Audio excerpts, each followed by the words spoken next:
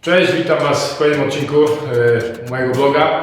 Tym razem jest u mnie Piotrek. Piotrek jest grapplerem, trenuje sobie jiu-jitsu amatorsko, Tak, prawda? tak. Ale dolega mu sporo różnych historii. Piotrek, pokrótce powiedz, z czym jest nie tak, co się dzieje?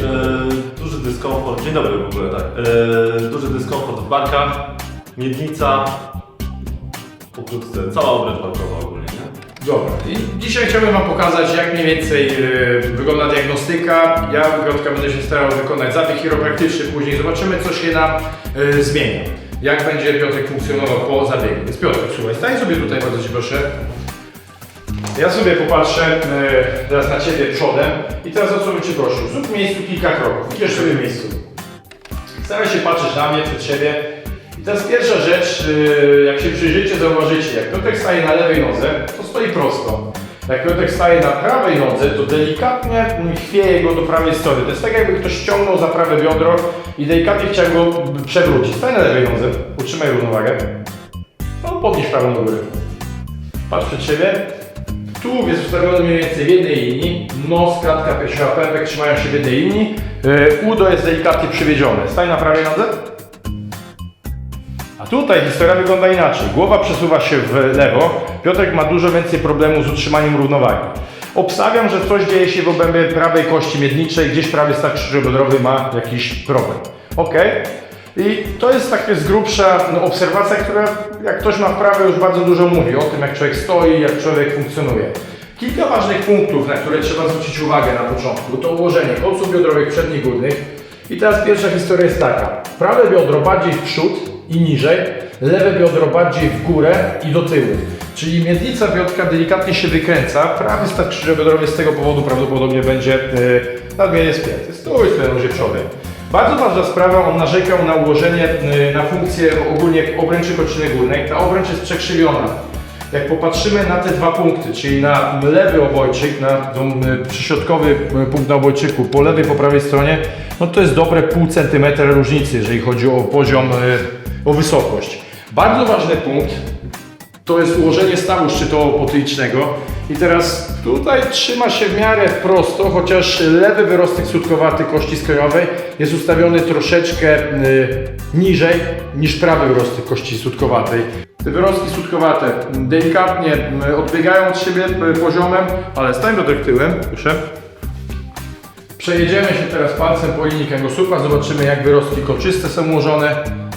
Ok, sunę prosto, prosto, prosto, prosto, prosto. I w odcinku, w przejściu piersiowo-lędźwiowym tutaj mamy do czynienia z delikatną rotacją. Nie jest to skolioza, to jest delikatny taki, jak poczujecie w tej okolicy, o, kręgosłup lekko się zaokrągla. Więc przede wszystkim trzeba popracować ze stawami krzyżowo-biodrowymi, z kręgosłupem piersiowym, ze stawem szczytowo-potylicznym, plus potem w obrębie kończyn postaramy się zrobić kilka też manipulacji. Sprawdzę sobie teraz, jak wygląda stabilność odcinka lędźwiowego kręgosłupa i miednicy, bo to jest bardzo ważny punkt, bez którego, jeżeli się tego nie sprawdzi, nie wiemy, co dalej dzieje się z ciałem. Zegnij sobie, Piotrek, nogi w kolanach, złącz kolana, złącz kostki. W tej pozycji nie dajesz mi się skręcić do prawej strony. Twój lewy pośladek jest cały czas na maksa ustawiony przy stole. Nie dajesz. I tutaj, czy ja będę próbował wołami dospychać, czy cokolwiek z nim innego zrobić, nie mam szans. Tak powinno być. Lewa strona brzucha napięta prawidłowo. Gotowy? Nie dajesz. Po tej stronie nie tyle, że łatwo mogę wygrać, ale zauważcie, pojawia się taki luz. Łatwiej jest mi go wykręcić z prawej strony niż z lewej. Nie jest to bardzo, bardzo widoczne, ale w drugim teście zobaczycie dużą różnicę. Wyprostuj nogi. Nie dajesz mi się wygrać w pół, Piotrek. Gotowy? Cała siła! Lewa strona, koń. Zobaczmy, co się dzieje w obrębie prawej strony. Masz? Mało tego, użyję tylko dwóch palców. Gotowy? Trzymasz? No. Aż niemożliwe. Dwa palce go nie mogą wygiąć po prawej stronie, po lewej stronie. Wszystko idzie pięknie. Zobaczymy, co się stanie po zabiegu. 5 minut dla zdrowia teraz, dla naszego Piotrka. Jak wygląda taki zabieg chiropraktyczny? Już widzieliście tutaj w tym filmiku. Prawy wyrostek sutkowaty, lewy trochę wyżej niż prawy.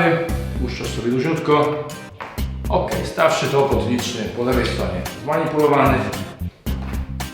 I po prawej stronie też nadszedł, plus drugi krąg szyjny się tutaj odezwał. Tutaj już jest cicho. Tu wszystko się dzieje. siedzi na miejscu. I w obrębie szyi nic więcej nie trzeba manipulować, chociaż sprawdźmy sobie jeszcze żuchwę samą, stawy skroją żuchwowe, nie zaciskaj zębów. Cichutko, nie zaciskaj zębów. Ok. Tutaj nic więcej nam się nie odezwie. Następny punkt programu. Sprawdźmy, jak działają stawy skokowe. Najpierw za same kości skokowe pociągniemy. Ok. Prawa kostka była zblokowana. Ok. Nawet jak jest jakaś lekka kontuzja, się zrobi dobrą trakcję. Nic się nie dzieje. Przewróć się proszę na brzuch. Głowę daj w lewo albo w prawo. Po manipulacji odcinka szyjnego biodra powinny być już ustawione cały czas podobnie. Skręć głowę w prawo. Nastawiłem stawy szczytowo-potyliczne. Tutaj wysokość bioder już nam się nie zmieni. Widzę, że lewy kolec biodrowy tylny górny jest wyżej niż prawy kolec biodrowy tylny górny, więc zacznę sobie od takiej manipulacji do wyprostu. Mówimy z samej kości miedniczej, bolesne. Weź dech. Wydech puszczasz. Ok. Kość krzyżowa oczywiście ładnie psyknęła. Na miejscu.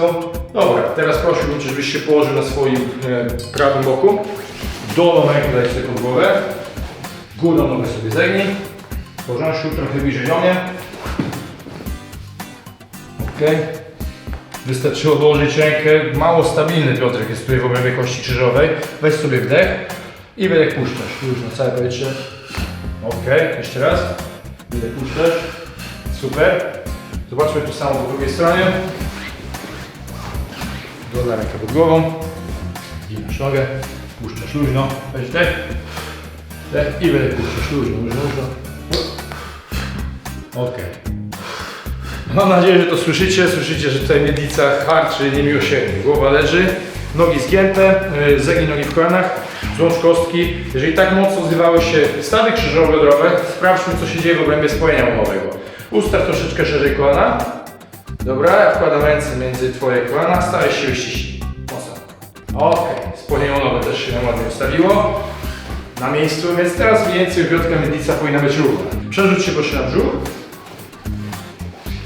Głowa w lewą, bo w prawą stronę, w którą ci będzie wygodniej, ewentualnie dają do dołu. Dobra. Włożymy sobie, sprawdzimy, jak działają kręgi piersiowe. Czy mamy do czynienia z jakimiś rotacjami jeszcze w ich obrębie. Ok, drugi, trzeci krąg piersiowy. Wdech skręcony do prawej strony. Ok, na miejscu. I teraz kilka segmentów.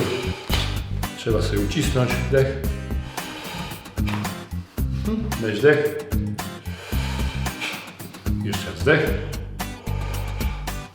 Coś, co rzadko w Polsce nastawiacze, wszyscy chiropraktycy robią. Stawy skokowe górne i dolne. Okay, tutaj jest cicho, ale piąta kość sobie się odezwała. Plus, ok, paliczki na miejscu. Staw skokowy dolny. Ok. Mówiłeś o tej strzałce, nie? O kolanach z jednej strony, że bolą szpulcami, nie? Ok. I często sama manipulacja w obrębie kostki już wpływa na to, że strzałka, piszcze względem siebie dobrze się ustawiają, kolano działa lepiej. Usiądź proszę tyłem do mnie. Pierwsze żebra. Połóż mi łokieć na kolanie. Okay, sprawdzimy, co się dzieje w obrębie pierwszego żebra do lewej. Weź wdech. Wydech puszczasz całe powietrze. Luźno. Ok. Ta manipulacja będzie miała wpływ na ułożenie obojczyków. Lewa ręka. Weź wdech. Puszczasz. Ok, tu jest cicho. Ciekawostka, można manipulować też uszy, ale tutaj akurat jest cicho. Nieraz małżowina uszna potrafi. Sami spróbujcie podciągnąć energicznie za ucho, nie urwiecie go, a nieraz poczujecie ciekawy trzask. Na dopełnienie, jeżeli popracowaliśmy już z kostkami, z kolanami, zobaczmy sobie, co się dzieje w obrębie stawów śródręczno-paliczkowych i samych paliczków. Staw nadgarstkowo-śródręczny na miejscu. Ciut. Ok, gra. Łokieć ustawiamy prawidłowo. Ok, trzeba sprawdzić, co się zmieniło. Pierwszy sprawdźmy teraz Piotr. Pomaszeruj znowu. Patrz przed siebie.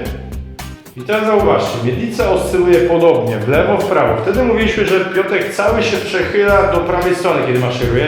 Teraz ten ruch jest całkiem podobny, w lewą i w prawą stronę. Stań na prawej nodze, proszę. Na prawej. Aha. I teraz co jest istotnego? Nos, środek klatki, pępek ustawiony w linii. Prawe kończyna w delikatnym przywiedzeniu. Tak być powinno. Kręgosłup jest prosty, noga lekko przywieziona. Stań na lewej. To samo. prosty kręgosłup, noga lekko przywiedziona, tak jak być powinno. Więc prawdopodobnie, jeżeli teraz sobie lukniemy, patrzymy na ułożenie koców biodrowych chociażby, podobny poziom, prawy i lewy kolec biodrowy na podobnej wysokości, nie ma mowy o jakimś wielkim zaburzeniu ruchomości. Popatrz przed siebie. W obrębie obojczyków to była duża różnica w poziomie, teraz całkiem nieźle. Jeżeli chodzi o wyrostki sutkowate, całkiem nieźle, głowa ustawiona prawidłowo. No i co, Pani kolego, sprawdźmy jak Twoja siła teraz. Połóż na plecach. Żeby Wam oszczędzić czasu, jak pamiętacie, lewa strona była silna, do rotacji po prawej stronie mi brakowało trochę prądu, trzymaj się stołu. Gotowy? I teraz próbuję przepchnąć, czy będę działał z nienacka, czy z zaskoczenia, nie ma opcji. Pamiętacie? Wcześniej 2 palce wygrywały z jego prawymi skośnymi brzucha, do prostej nogi. Gotowy? To są te 2 palce, to jest cała łapa. Masz? Nie ma opcji. Głowa chce, mięśnie mogą. Tylko wtedy, kiedy prawidłowo macie ustawione wszystkie kosteczki w Waszym ciele. Układ nerwowy jest obciążony. Teraz Piotrek może się brać za dobry trening.